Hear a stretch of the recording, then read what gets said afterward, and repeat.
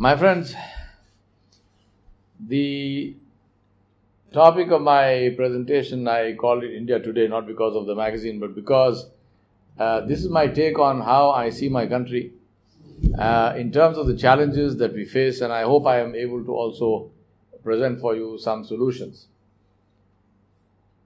My name is Yawar Baig. Mirza is the title.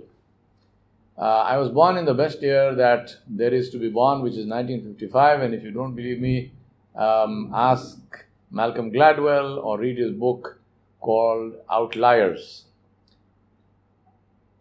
I went to school with Bill Gates, but in a different school, because he went to school in America. I went to school in Hyderabad Public School, and I went to school also with Satya Nadella, but at a different time, because when I was in school, he was 3.5 years old. I worked in India, Guyana, United States, South Africa, and Sri Lanka, and I continue to work, and let's see where all my work takes me. I have worked in the mining industry, bauxite mining, in logging, tea, coffee, cardamom, rubber, coconut. I worked in the travel industry, and I have been working as a leadership development consultant from 1994 onwards, and as we speak, it is 2017. My areas of expertise, of passion, of interest are three: leadership development, education, and photography, specifically wildlife photography. What do? I observe, I write, I speak, I appreciate, I love, I pray, and I sleep. Of course, I also eat. Now, this is who I am. My email is on the top there, and so is my website, and most welcome to take a look at both. I want to begin with this, which is to talk to you about the meaning of being a citizen. And to me, to be a citizen means to care enough to become involved. I lived for 22 years. I lived outside, partly outside India, partly and all of it outside Hyderabad. But in 2000, I decided to come back from the US, where I had a good business and was doing very well. Of course, one reason was because my father was not well, but also because of this. Because I said to myself that I have learned enough, I have earned enough. Of course, I still continue to earn, and I am not allergic to money. But I'm saying that I thought to myself that I have acquired enough education and experience, and I want to use that for the benefit of my people, which is India, instead of working in the US and just making money. And this is the whole point of this presentation also. Why am I concerned about the challenges that face us as Indians? And why am I sharing this with you? Because we are citizens. And to me, being a citizen does not mean to sit on the periphery and observe. We are not spectators. We are the players. The game is important for us, and it's important that we do not lose the game. And the only way that you can ensure that you do not lose the game is if you play the game. I want to begin by one of my favorite quotes of Dr. Martin Luther King Jr., who said, "Cowardice asks the question, is it safe? Expediency asks the question, is it politic? Vanity asks the question, is it popular? But conscience asks the question, is it right?" And there comes a time when one must take a position that is neither safe nor politic nor popular, but one must take it because it is right. And I think that is where we stand today. We need to take a position which is right, not a position which is popular, not a position which is expedient, and definitely not a position because we are afraid for ourselves. Let me give you a brief a snapshot of the world. As I know many of you may have read the book called The World According to Garp. Well, this is the world according to Yawar. I don't know how many of you have seen this wonderful documentary called Four Horsemen. If you haven't seen it, the link is there on the screen. Do take a look at it. I think it's a very important documentary to see because it explains for us the kind of system that we have created in the world. And when I say we, I am saying you and me together, because no matter what happens in the world, everyone in the world is directly or indirectly responsible. So it is something that we have actually chosen to create, or we chose to remain silent. Either way. In that documentary is a quote from Frederick Bastiat, which I am quoting here for you. He said that when plunder becomes a way of life for a group of people living together in society, they create for themselves in the course of time a legal system that authorizes it and a moral code that glorifies it. A very simple way to understand this is to ask ourselves why we call Alexander the Great. What was great about leaving Macedonia and raping and plundering his way across the world all the way to the borders of India and into India? What's great about that? What about all the destruction, all the destroyed families, all the lives taken, all the tears of the women and children? What about all that? But when we create a society where plunder becomes a way of life, we create a legal system that authorizes it, and we create a moral code that glorifies it. Do watch this documentary. I think it's really worth your while. I want to talk to you about cancer. What is cancer? And why is it so difficult to cure? And you and I know that to this day, we do not have a surefire way of curing cancer. I do sincerely hope we get to that.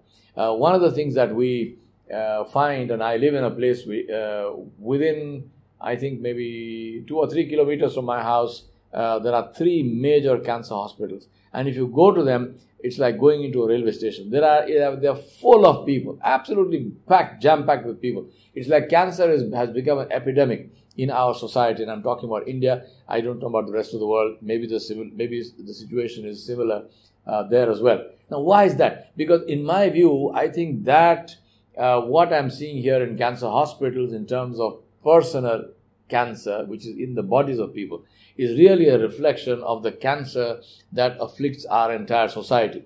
Now, what's cancer? A cancer is a phenomenon where a few cells start acting against the interest of the rest of the body, leading to its eventual demise. I do not know of any situation. Sometimes I tell people in a macabre kind of humor that there is a cancer cure. There's an absolute cancer cure which will completely, totally, 100% destroy cancer cells. And that is the death of the patient. I don't know of any cancer that survives the death of the individual. And I think that is where we are headed as far as the world is concerned. To quote one of my dear friends, Professor Madhukar Shukla from XLRI Jamshedpur, he said, "Growth for the sake of growth is the philosophy of the cancer cell." I think it's a beautiful phrase which captures for us the kind of society that we have created today, where growth for the sake of growth is seen as the cardinal virtue, but that is the philosophy of the cancer cell. To give you some numbers, I think numbers tend to be more convincing than anything else. Here is some statistical data from the World Bank, which talks about global poverty. India is number 1 in global poverty. In terms of absolute numbers, 218 million people who are under the poverty line, and that is defined as having less than $2 per day to survive on. We are number 1 in extreme poverty. We are also probably, if not number 1, but close to the, definitely the first 3 perhaps, in terms of disparity of income. Wider study, the World Institute for Development Economics Research at the United Nations University reports that in the year 2000, the richest 1% of adults owned more than 40% of global assets. The richest 10% of adults accounted for 85% of the world total. And the bottom half of the adult world population owned 1% of global wealth. So, as we say, the rich own the world. Well, looks like that's true. Is that good news or bad news? I will let you decide that. Another study by Oxfam and Forbes, published by the BBC, says that 62 richest people in the world are worth more than 50% of the rest of the world, 50% of the poorest. So 50% of the wealth of the bottom population, or rather wealth of the bottom 50% is less than the wealth of the richest 62 people in the world. I remind you that a regular sized bus takes 65 people. So there are 3 seats going for anyone who's interested. If I tell you that I know a system or an organization, and I'm talking now about India alone, if I tell you that that I know a system or an organization that kills 900,000 people annually, what would you say? What would you say about that system? Would you see that as a national emergency? Would you say that this is the world's #1 terrorist organization in the world? What would you say about such a system? You know what that system is? That system is tobacco. The tobacco toll in India alone, I'm talking about one country, tobacco toll in India alone is 700,000 deaths per year due to smoking, and 800,000 to 900,000 totally due to all forms of tobacco, which includes gutka and chewing tobacco and whatnot. Number 2 is that the fastest rise in tobacco-related deaths is forecast for the next 20 years. We are talking about cancer. One of the major causes of cancer is smoking, the cause of lung cancer, and many other things, including heart disease and diabetes and so on and so forth. And very, what should I say, interesting is a nasty way of saying it, but very interesting that most of these deaths in the next 20 years, more than 50% of them are predicted to occur below 70 years of age. Now think about that. It's not as if a person works and lives and operates at maximum efficiency until age 70 and then drops dead thanks to tobacco. No, we're talking about people who are losing their entire quality of life for years and decades before they actually eventually come to the bitter end, which is quite literally bitter end, when they die very painfully due to tobacco. Now you might say, well, all right, so now we know this thing, let us shut it down. But I believe you can't do that because it is legal. And you know why it's legal? Because it makes money. Now this is the graph of tax collection from cigarettes alone, and not other tobacco products and so on and so forth. And that's in crores. See the numbers. So we are saying here, and that's the reason I said that as long as when plunder becomes a way of life, then anything that makes money is legal. If it is not legal, it is made legal. You decide and tell me for yourself, or tell yourself, do you think that is a good system? We must say that owners are accountable, because obviously if you own the thing, then you are accountable. So if you own the world, then you are accountable for the world. 1 billion people go to bed hungry. 2.8 billion are short of clean water. 2.3 billion are without sanitation. I submit to you that we have a responsibility to change this situation because we have the means. And when I say means, I'm not saying we, as in I'm not one of the 62, believe me. I mean, I wish I was, but I'm not. But I'm saying that the people who are not just those 62, but even people like me and you and so on and so forth, who are definitely not in the bottom 50%, perhaps we certainly have more than $2 a day to live on. We have a responsibility to the rest of the world. I'm not saying this because of the goodness of the heart, or because we should be kind and nice, or because we go to heaven. I'm saying because this is literally paying your life insurance premium. This is really waiting for the fire to start, because if we don't do that, then we are looking at a situation where that population which we have deprived from what they should have got is going to turn against us, and that is not going to be nice. We have a social responsibility. I ask you this question. We all talk about progress. Is it progress when 75% or more of the population is short of food and water? It's basic necessities, food and water.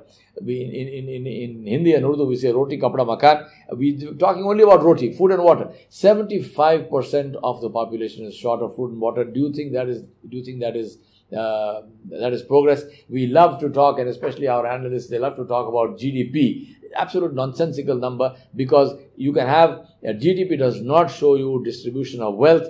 GDP does not show you hunger. GDP does not show you poverty. Those are the realities of the nation, of my nation, of your nation, of India, and as well as of the world. Tell me something. I mean, really speaking, people like to talk about legislation, why we must have incentives and why we must give corporate social responsibility, CRS incentives, why we must give tax kickbacks, or not kickbacks, what's the nice word for it, tax rebates for people to do. Why must that even happen? What has happened to our hearts? What has happened to ethics and compassionate and principled leadership? What happened to all of that? And this is where value-based education comes in. I'm going to talk about that in a little bit more detail just now, but I want to introduce the concept of value-based education. Here is a cartoon for you, which is not funny at all, which says, interesting, the gap between the rich and the poor is not as great as we thought. Let me ask you this question. Having said all of this stuff to you, when was the last time you saw outrage and angst or even mild concern about poverty, about tobacco, about drugs, or about economic disparity in our national media? Who did you find foaming at the mouth or screaming and yelling about these things, about poverty, about tobacco, drugs, or economic disparity? When was the last time you saw that in our national media? When did you see big newspaper headlines about that? Of course you did not see that, and you know why you did not see that. And that's why George Orwell's quote, he said, the further a society drifts from the truth, the more it will hate those that speak it. Now, look at the nature of our society. I think it's characterized by two very important things. And this is where I'm wearing my business consultant hat. We have what we call a knowledge society, and we feel very happy about that. We have a knowledge society. What does knowledge do? One of the basic things that knowledge does is that it is easily acquired and it's boundaryless. Today we are facing a situation where global universities, MIT for example, and many others, have put their entire knowledge database up as open source. You can go and take what amounts to an MIT course in practically anything you like, except that you're not enrolling in the university, and they will probably not give you a certificate at the end of that. But knowledge-wise, nothing is denied to you. You can go there, you can attend lectures, you can read, you can do what you want. Knowledge is easily acquired, and all of this stuff is free. I mean, all you need is an internet connection, and you can get all of this for free. What does it mean? It means that the potential for success and failure is equally boundaryless. It's not restricted to anybody. Boundaries, entry barriers have come down, which means that competition has hugely increased. Which is the second point, that competition today is global. There's no hiding place. There's no, even looking at niche markets is becoming almost a redundant thing, because no market is niche as long as you make enough money. If you are doing something which has the potential of making substantial profit, then you will find that you will very quickly acquire a huge amount of competition, because entry barriers have come down. Global competition means, again, the internet, information exchange, and so on and so forth, higher efficiency. But how many of you have thought about this fact that higher efficiency means fewer jobs? How many of you have thought, for example, of the effect of artificial intelligence? We all love to talk about self-driving cars, self-driving trucks. In America alone, self-driving trucks will put 5 million truck drivers out of jobs. What does that mean to political stability in the United States of America? What will happen to those 5 million people? And multiply that by 5 as an average in terms of families. Who will pay their bills? Who will send their children to school? Who will pay their mortgages? Where will they buy food from if they have self-driving trucks. Now, am I anti-progress? Of course, I'm not anti-progress. I think self-driving trucks is a brilliant idea because it is supposed to reduce the number of accidents and so on and so forth. It will increase efficiencies. But once again, I say this: what is the focus? What are the glasses we are using? We are using the glasses of shareholder value. What does it mean? It means that at the end of the day, that technology will make more money for business owners.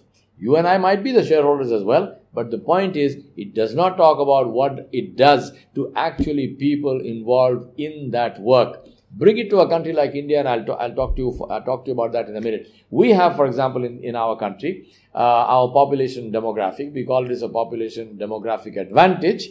I will leave you to decide whether this is an advantage or not. We have 526 million people under the age of 25. That is the highest number of any country anywhere in the world. 500 million people under the age of 25. Out of that, 272 million are between the ages of 10 and 19, which is school going. That means that we will have the youngest population for the next 30 to 40 years. Therefore, potentially, we Indians can become the workforce of the world.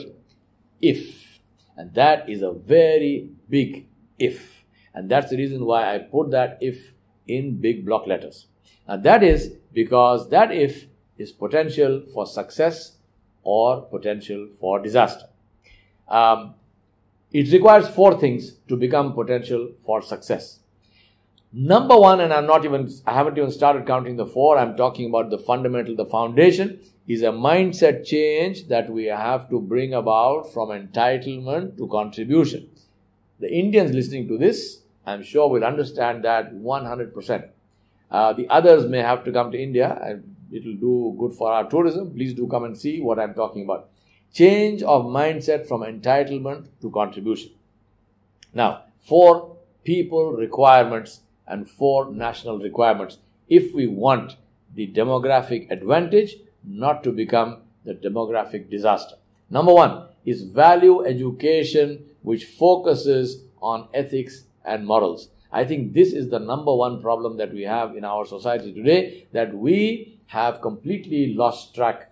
We are lost completely. We have lost the plot in terms of ethics and morals. And that's a great tragedy because we come from one of the most ancient civilizations of the world. We have given to the world many, many great principles of ethics and morals, but today we seem to live in a society where we have completely forgotten about that. We don't care 2 hoots about that. Corruption has not only become acceptable in our society, but it's actually aspirational. This has to change. Believe me, this has to change. I know you agree with me. I'm saying we have to get up and start doing something about that. And number 1 in that is create value education with a focus on ethics and morals. Our education almost completely today focuses on data, on information, on rote learning, on mugging up stuff and regurgitating it undigested in the name of examinations. Our schools are examination factories. We have to change this. Regurgitation of undigested food is called vomit. Regurgitation of undigested information is called passing exams. In my country, in India, it is as disgusting as vomit. We have to change that. Number 2 is skill education and hands-on training. People must know to do, not just know about. Theory is important, absolutely no doubt about that. But if that theory is not translated or cannot be translated into actual work, into actual practice, then that theory is utterly useless. And I'm going to give you some data to show where this is leading us. Number 3 is discipline and a strong work ethic. I don't even want to elaborate about this. Those of my friends among you who are Indians, you know exactly what I mean. We are among the most indisciplined of societies in the world, and our work ethic is absolutely brilliant and superb, provided we leave India. We are the best workers, we are the best employees all over the Middle East. We have built the Middle East. We are the best people in the United States. We are the best people in Australia. We are the best people in the UK. We are the best people everywhere. Bring us back into our country, and you know what we are, and you know what we see, because we are all common sufferers of our own behavior. And number 4, meritocracy. Meritocracy in all aspects of society. Who you are does not matter. Track record is the only thing which matters. Very, very sad to say that in the rest of the world, track record is the only thing which matters. In my country, in India, track record is the only thing that does not matter. Everything else matters. Who you are in terms of your caste and religion matters. Which out of the religion, what caste you are matters. Where you were born matters. Who your father was matters. Which connection political you have matters. Everything matters except track record. And this is something which absolutely must change. Meritocracy has to be the only criterion for success. 4 national requirements to convert our potential demographic disaster into real demographic advantage. 4 national requirements. Number 1, zero corruption and total political stability.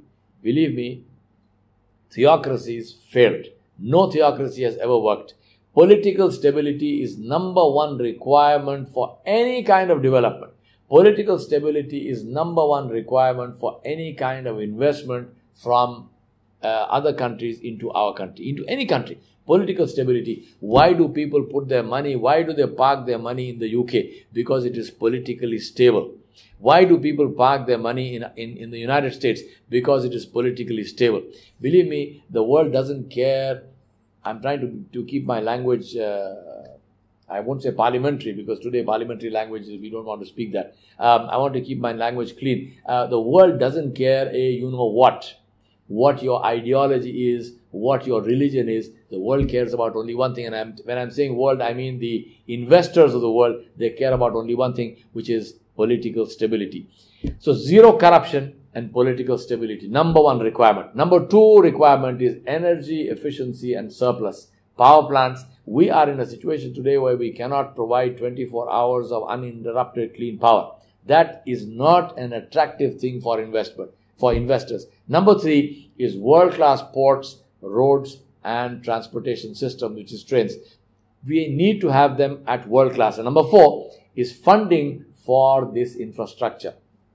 Think about that. In terms of time, what are we talking about? Nobody builds a power plant overnight. Nobody builds a port or a road or puts together a train system overnight. We are talking about political stability because irrespective of which government comes to power, political stability is the only thing which will ensure this. That we have political stability long enough for investment to be put into infrastructure where we can become energy efficient and we can have these things. And for this to happen, for all of the 4 to happen, we need complete judicial integrity. To give you a snapshot of what the situation is today, let me share with you from the National Employability report for engineers in 2016. So please notice, I'm not talking about all other disciplines. We're talking only about engineers. And this is the report from National Employability of Engineers in 2016. IT roles, engineering roles and non-technical roles. If you look at that, average employability of engineers seems to be around 3.7%. 3.7% average employability. What does that mean? It means that 96.3% are unemployable. Now tell me, what's their fault? They went to college, they paid the fees. Find me one poor school owner. Find me one poor college owner. And I can find you 1 million poor engineers who passed out, in our Indian terminology, that's what we call graduation, passing out. They pass out of those colleges, making the owners wealthy and themselves impoverishing themselves, making themselves poor. What does this tell us about when we are talking about our demographic, the age demographic? What does it tell us about the future? 3.7% employability, I submit to you, is not sufficient. I'm trying to be very polite about that. And as I said, this does not include school dropouts. It does not include people who could only complete school and could not go to college at all. It does not include people who have gone to other courses other than engineering. Now, every single one of them, whether they went to school or they didn't go to school, whether they dropped out of school or they didn't, whether they went to college or they didn't, every single one of them needs food, needs shelter, needs clothing, needs a job, needs to earn, has dreams, has aspirations, has fears, has apprehensions. That person has a family, will acquire a family, and that person has a vote.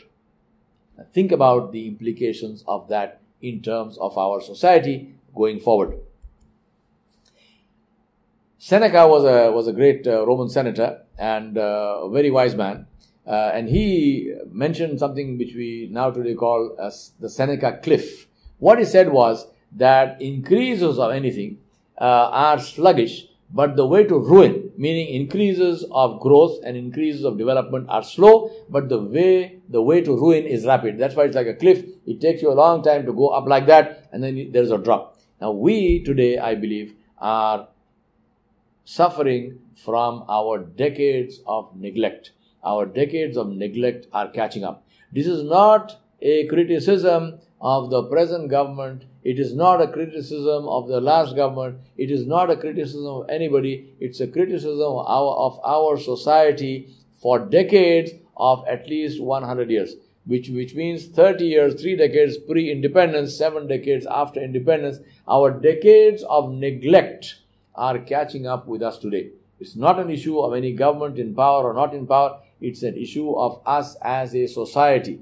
And that's the reason I said the meaning of citizenship is to get involved, to do something about the society.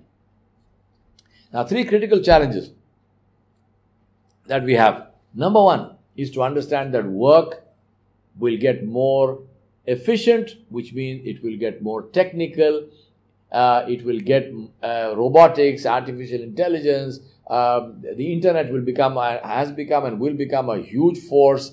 Remote access, our entire ITES and IT industries are based on remote access. We do back office work for the West because of the ability, because of internet and because of remote access. It has created a huge market and opened the door for lots of jobs for people who otherwise would not have had jobs. I'm trying to be brief about this. I can talk about this at great length, including, for example, the positive impact of the refusal of President Trump to give any more visas, work visas, for foreigners in the United States.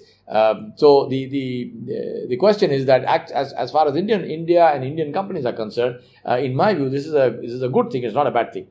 We won't go into all of that, but I'm just saying that work will get more technical, work will get more complex, which means that production efficiency will increase, which means that there will be fewer and fewer jobs for people who do not have an education to take advantage of this highly technical work environment. Please understand this, because in terms of our education, that is why our education is so tremendously critical for us. Analysts and business consultants like to talk about retraining. They say, oh, well, so what if truck drivers are put out of jobs? They can be retrained. My question very simply to you is, retrained to do what? Can you tell me that they will be retrained to get a job which gets them at least the income that they used to get as truck drivers? I will tell you categorically no. The same thing applies. Let me give you a very quick example as far as India is concerned. Those of you who have driven through Rajasthan, I'm talking about now about 2 decades ago, about 20 years ago, if you drove through Rajasthan, quite literally, every 100 kilometers of distance that you covered, you could get, if you stopped for tea, you would stop at a roadside tea shop and he would give you what we call as bhujia. I don't know how to describe bhujia in English, but this is mostly for my people, so they know what bhujia is. So you would get bhujia. About almost every 100 kilometers in Rajasthan, you would get bhujia of a different flavor. And it was absolutely delightful because you went there. This bhujia came in, they gave it to you generally in old newspaper or something. It was produced locally. It was a very successful village industry, cottage industry. And 100% of the people involved in that were housewives, Rajasthani women, who, a lot of them, village women, many of them were illiterate. They were, they were not capable of, they had many of them had not even had school education, but they knew how to make this wonderful snack, and they had age-old recipes handed down to them generation after generation. Every village, almost every area, the villages had their own recipes. And so as you drove through Rajasthan, you could eat this wonderful bhujia. Then about 20 years ago, Pepsi Foods came into the market, and Pepsi Foods started producing bhujia, exactly the same thing, under the brand name of Bikaneri Bhujia. Now this Bikaneri Bhujia of Pepsi Foods has nothing to do with Bikaner. It's a brand name for it. So Bikaneri Bhujia. State-of-the-art factory, untouched by human hand, nitrogen-packed packages of Bikaneri Bhujia. What do you think has happened now? Drive through Rajasthan, see for yourself. Everywhere you go, you will find strips of Bikaneri Bhujia. The guy just tears off a strip, gives you a plastic package which is nitrogen-wrapped, nitrogen-filled, and untouched by human hand. This is Bikaneri Bhujia, exactly the same flavor all across Rajasthan. Believe me, my story is not about plastics. My story is not about cottage industry, about flavors. My story is not because I'm lamenting the loss of all these different flavors. My story is about loss of jobs and loss of income to Rajasthani village women. And I'm not even saying that because of any personal association. I'm saying that because here was and is an enormous millions of women who got thrown out of jobs because there was now a factory, a multinational factory, producing what they used to produce at a price and selling it at a price lower than what they could afford. So they were out of jobs.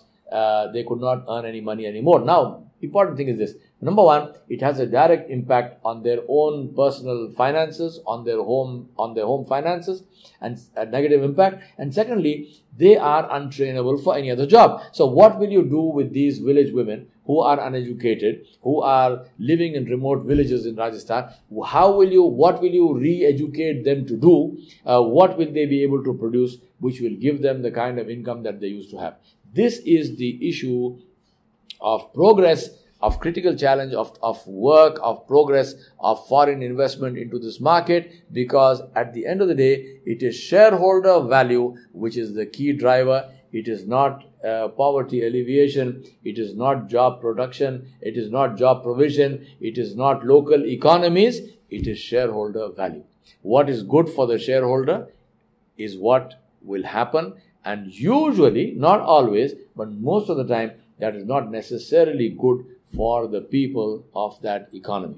And that's why I believe that the single most important and powerful change to transform the world is to move from the world is responsible for me to I am responsible for the world. To move from a mental stance of entitlement to a mental stance of contribution. And that's why I said citizenship is to become involved. So what do we need to change? And believe me, this is not about governments. So don't even talk about governments. We, the people, we need the will to make it happen. And believe me, if we, the people, get together and we decide to change, we can bring about this change. And if we don't decide to change, there is no government in the world which can make this happen without the active involvement and cooperation of the people. In all my travels across the world, I travel in connection with my business. I travel for pleasure in my photography and so on. In all my travels in the business, talking in the world, talking to people across cultures, across nationalities, across religions, there is one thing which comes up to me, and that is something I want to share with you, and that is the four-letter word hope. It is not the size of the body, but the size of the heart which decides who will succeed and who will fail, which makes the difference. Hope. Hope is something that I have seen and I continue to see. And that is why I am even talking to you today, because I have hope. I'm not talking to you from the perspective of, I'm not giving you a doomsday scenario. I'm talking to you because I have hope, and I want you to have hope. The first priority, therefore, is that we need to demonstrate values, because people listen with their eyes. They don't care what we say until they see what we do. Why values? Because values inspire and motivate and sustain us through the dark nights of difficulties. They create resilience. Values drive behavior, and behavior drives results. This is a slogan from GE, which is a client of mine. I work with GE. I have been working from 1994 onwards. This is one of the most inspiring slogans that I have ever heard, and I use this for myself. Values drive behavior, and behavior drives results. And that is why I say teach values before you teach anything else. And in values, the number one value is integrity. And I use another of the quotes from GE, which says, and I think it's probably Jack Welch who said this, integrity is one of several paths, but it's the only one on which you will never be lost. And I think this is a very, very important thing for us to think about, and to say, how can we inculcate this in ourselves and in our children? And believe me, all values cannot be legislated. Values must be inculcated. 4 critical areas. I talked to you about challenges. I'm now talking to you about 4 critical areas that we need to focus on. Number 1 is right societal focus. I will elaborate on each of these. Number 1 is right societal focus. Society's focus has to change. Number 2 is right education. Number 3 is entrepreneurship development. And number 4 is good governance, which means equal opportunity and non-discrimination. Equal opportunity and non-discrimination. All citizens are equal. All citizens are equal on paper, but all citizens must be equal in practice. So, right societal focus, what does that mean? Number 1, it means that we as a society, as Indian society and as global society, must have and change our focus. Number 1 focus has to be on ethics and values and morals, on cooperation instead of destructive competition, on mutual respect instead of hate, on teamwork instead of conflict, and on valuing of dissent, and not insisting on agreement and not oppressing people because they don't agree with you. I know it's a lot of stuff, but do think about that. Ethics, values, morals, cooperation and not competition, mutual respect and not hatred, teamwork and not conflict, and value for dissent. There's a difference between dissent and conflict. Number 2 is to understand that all theocracies have failed. Just read history, for God's sake. Theocracies don't work. No matter which religion, theocracies have all failed. Religion is private. Religion is important. I am a Muslim and I am proud to say that. I have friends who are Hindus and who are Sikhs and who are Jewish people, who are Jews and who are Christians. I have some very good friends who are nothing, who are atheists and agnostics. All of that is absolutely fine. Religion is private. Keep it private. Religion has no place in society in terms of oppressing people. Religion has a place in society in terms of promoting mutual respect, in terms of promoting compassion, in terms of promoting honesty and decency. All religions have a place for that. But if religion becomes a source of oppression, if religion becomes a source of mutual conflict, if religion is promoted in the form of hatred, then that is a negative force and that must be removed. And that's why I'm saying forget about religion. Let people practice their religion. Let them pray to who they want. Let them eat what they want. Let them do what they want, as long as what they are doing is not impacting negatively on anybody else. Let them be free to do what they want. Number 3, teach citizenship. This whole presentation is about citizenship. I hope I'm able to demonstrate one aspect of citizenship, which is the courage and the ability and the willingness and the passion to get involved. Not worry about what will happen to me if people listen to this. Nothing will happen to me if people listen to this. I hope people will understand this. I hope people will like what I'm saying. I hope people will come and cooperate and between themselves and with me to create a society that is beautiful and that is wonderful for all of us. Teach citizenship and teach care for commons. How many times do we see things in this country of ours where you find somebody driving an Audi, driving a Mercedes, driving a BMW and so on, and then throwing a cigarette packet out of the window, throwing a plastic packet, a chips packet or something out of the window. How many times have you seen that? We constantly grumble and moan and groan about garbage and about how our city municipal corporations do not remove garbage. I ask you, does garbage grow on the streets? Does garbage come out of the ground? Or is garbage on the street that which came out of your house and my house? We have to understand this. We have to teach this. Teach citizenship and care for the commons. And number 4, teach honest, courageous media as our conscience. We need the media as our conscience. We must create that. Because without that media as our conscience, we will find that when the media sells its soul, it sells the soul of all of us. So we need media, and we must support media which encourages dissent, which questions, which holds us up to standards. We need honest people. We need people with courage. Compassion and concern for others is what we absolutely critically need as far as bringing about change in our society. Right education, focus on application and collaboration and problem solving. Today we are in a situation where our entire focus on education, and I'm talking about my country, and I'm speaking generally, those who don't fit into this, all power to you, may there be more like you, may your tribe increase. But our focus seems to be purely theoretical, rote learning, examination factories focused only on passing examinations by looking at previous papers and this and that, mugging up.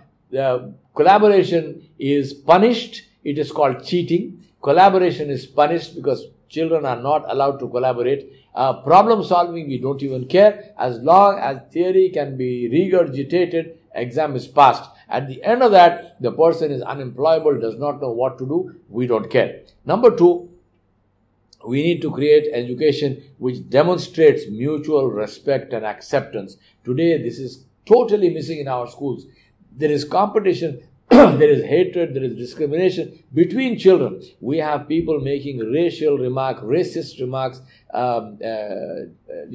remarks against gender, all kinds of things. All of this must stop. We must demonstrate mutual respect and acceptance. Please understand, I'm not even using the word tolerance. Tolerance means that you tolerate something which is otherwise unpleasant. I'm saying acceptance, embracing difference and diversity. Number 3 is compulsory social and rural service. It's a matter of utter shame for us that people come out of engineering colleges, medical colleges, and they do not want to go and do 1 year of rural service. They find all kinds of excuses. They become corrupt. They use all sorts they pull all sorts of strings not to go and work in villages. What does it tell us? I mean, what kind of a society is this which does not want to cause benefit or does not want to be of benefit to anybody else? We have to change this mindset. Compulsory social and rural service, but it must come from here. And we need to develop a shared identity that we can be proud of. We are Indians. What does this mean? Today we are anything but Indians. We are Muslims and Hindus, and in Hindus we are this caste or that caste, and we are Sikhs and we are Christians and we are this and that. We are not Indians. This is a terrible thing. To me, nationalism is to be Indian. Citizenship is to be Indian as one. And that one does not mean that I am not Muslim, I am not Hindu. No, I am Muslim, I am Indian. I am Hindu, I am Indian. I am whatever caste, I am Indian. The point is that we have to remove the boundaries that these castes and religions create and join them together in one national shared identity, which is that of being Indian. Within this Indian identity, I am proud to have my identity as a Muslim.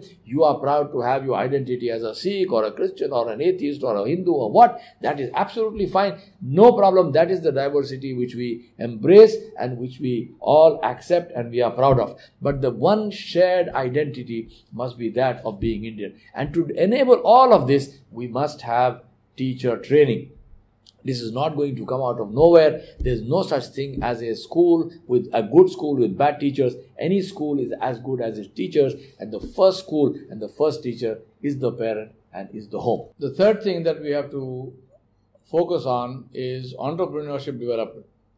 You know, in all my years of consulting for major multinational corporations, there is one thing which I have learned, which is that the only businesses which actually input into local societies are the SMEs, small, medium enterprises, small businesses.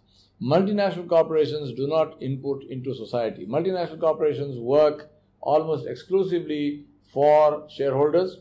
Many of them have people who work there, are people who are foreign employees. They live in a different world, they live in a different way.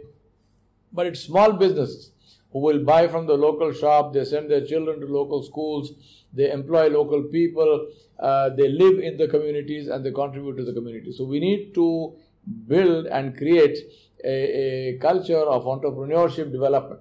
Now for that, 4 things are required. Number 1 is to teach people things to do with their hands, vocational and skill training in all schools. What is the meaning of all schools? Every kind of school that exists, whether it's an IB school or a CBSE school or a IGCSE school, whether it's a madrasa, whether it's a jamia, whether it is a pathshala, whether it is a gurukul, whatever the kind of school. If there are children going to a school, then they must attend a vocational or skill training class. Even children who are homeschooling must necessarily attend vocational and skill training.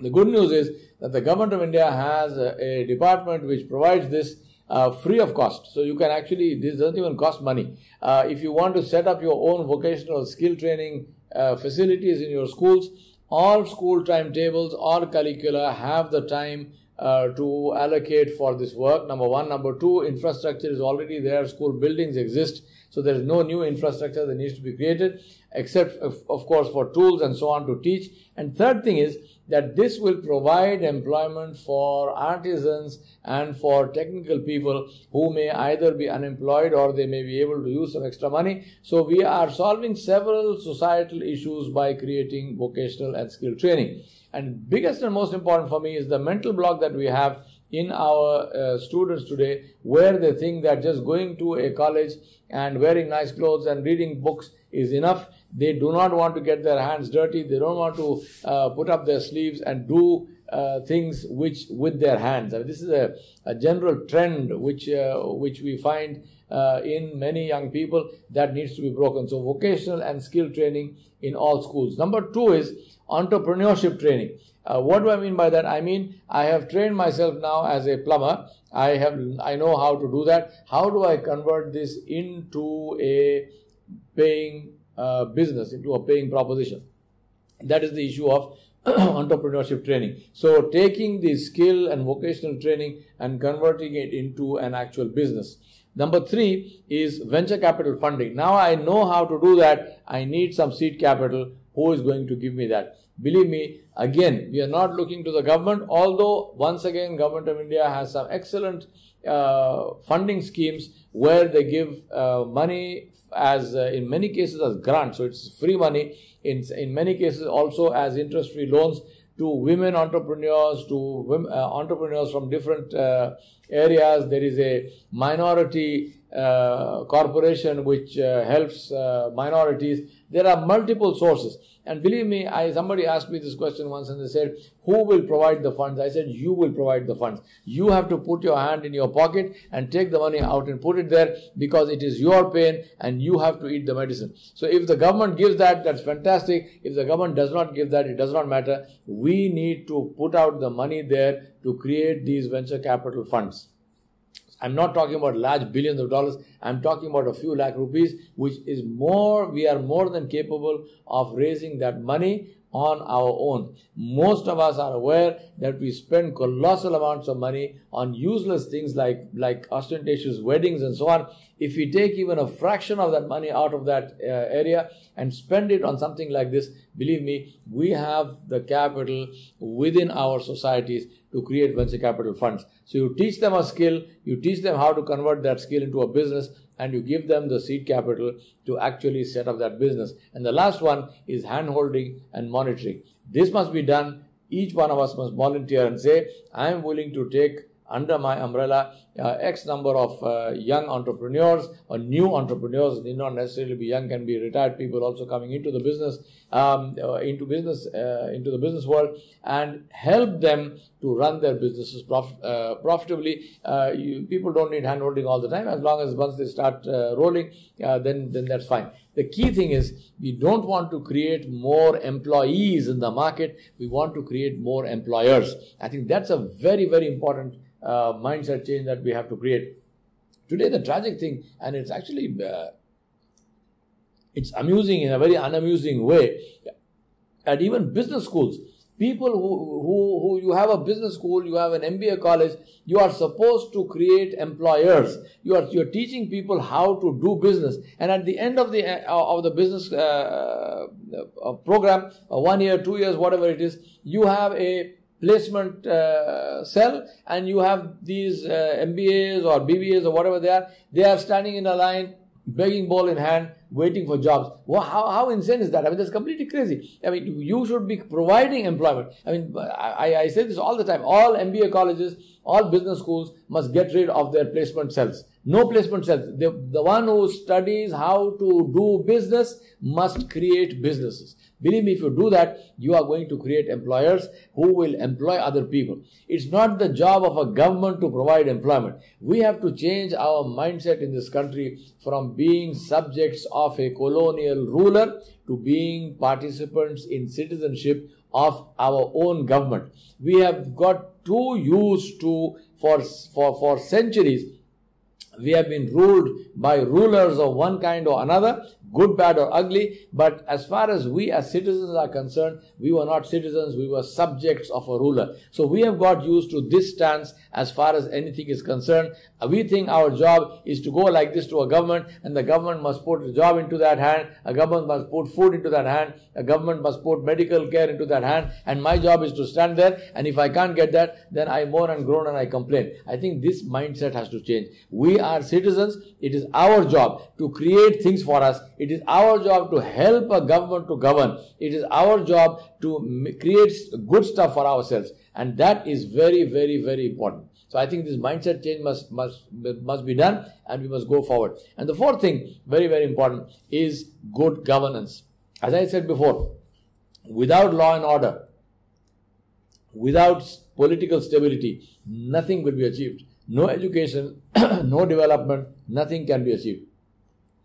Political stability, good governance is absolutely critical. And once again, good governance is definitely the job of the government, but it's also the job of us as individuals. We have to say that I will not be corrupt. I will not tell lies. I will support the truth. We have to individually, each one of us, say this to ourselves, and we must practice it, and we must communicate this without any shame. Today we have become ashamed to say things like this. I'm sorry, I'm completely unashamed. I say this very clearly and very openly. I'm hugely idealistic, and I have always been like that, and I want to go into my grave being idealistic. So very, very important. Number one thing for that is no criminals in politics. If somebody has a criminal background, if somebody has cases against them, if somebody has taken part in any criminal activity, this must automatically disqualify them for politics for life. And believe me, we don't need a rule for that. Just don't vote for them. As simple as that. You do not need a legislation. You do not need a law. Let the criminals stand for election.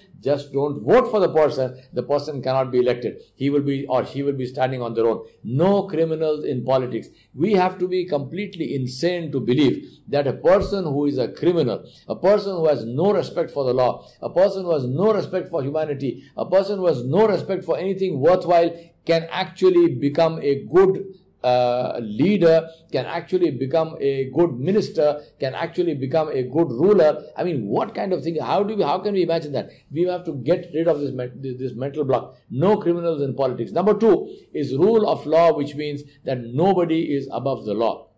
You can't run a red light just because you have a red light on top of your car. As simple as that. Nobody is above the law. Let me tell you, I was in Florida in 2015, and I asked to take part in a police activity there, which is where you can apply, and they allow you to sit next to a police officer when he is doing his on his beat. So his 8-hour or 10-hour period, you are riding in the car with him. So it's called ride along.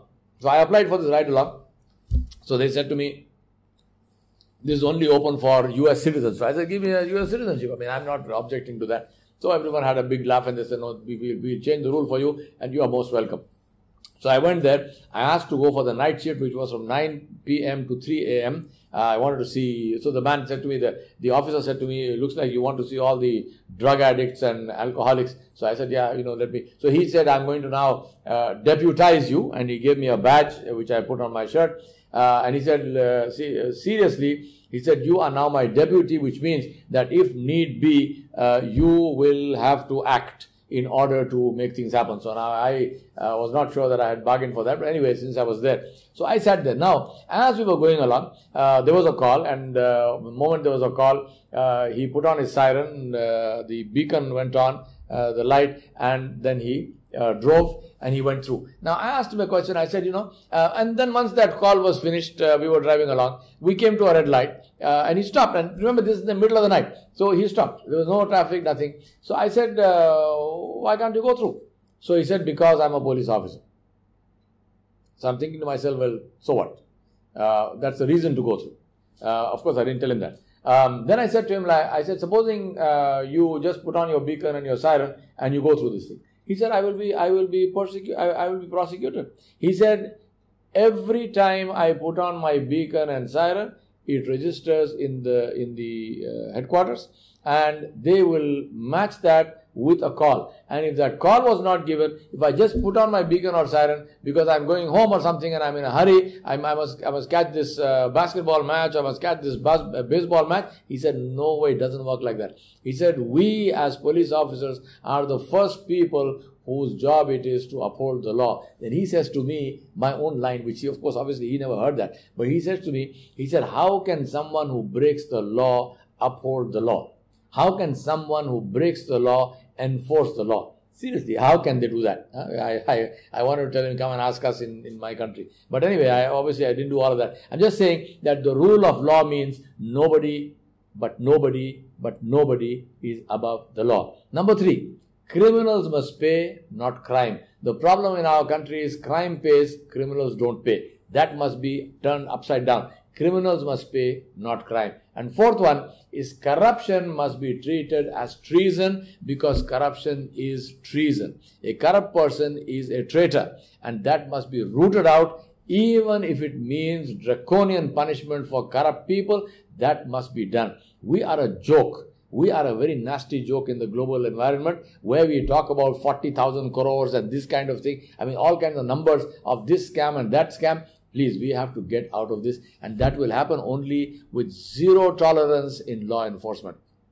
Absolutely no tolerance for crime. Criminals do not have rights. Their victims have rights.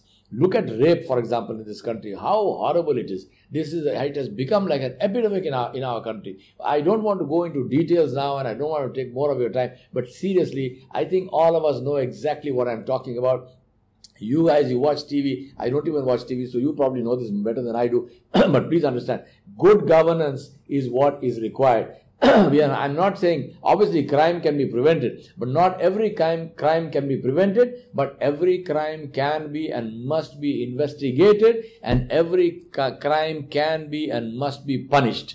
That is the meaning of good governance. It's not a question of saying, well, we never knew it's going to happen. Of course you didn't know it's going to happen. You're not a prophet to know what's going to happen. But once it happens, what is it that you do? And in our country, the sad reality is that in many cases, we do nothing. Our law enforcement agencies do nothing. Now, I'm not going into why they do nothing and what pressures are on them. Please believe me, none of that makes a damn of a difference. Law must be enforced because that is the law. I want to say two things to you. Number one, we are proud of our civilization, and we are justifiably proud of our civilization. We are one of the most ancient civilizations in the world, and we are among 3 or 4 very ancient civilizations in the world. But please understand, lynching people is not civilized. Spitting on walls is not civilized. Urinating in public is not civilized. Rape is not civilized. It is not old buildings and ruins. It is not dance forms. It is not music. It is not cuisine, which is civilization or which are the indicators of civilization. Civilization is how we treat each other. That is the meaning of civilization, not anything else. I submit to you, my friends, that fire burns. No matter who set the fire, every fire burns.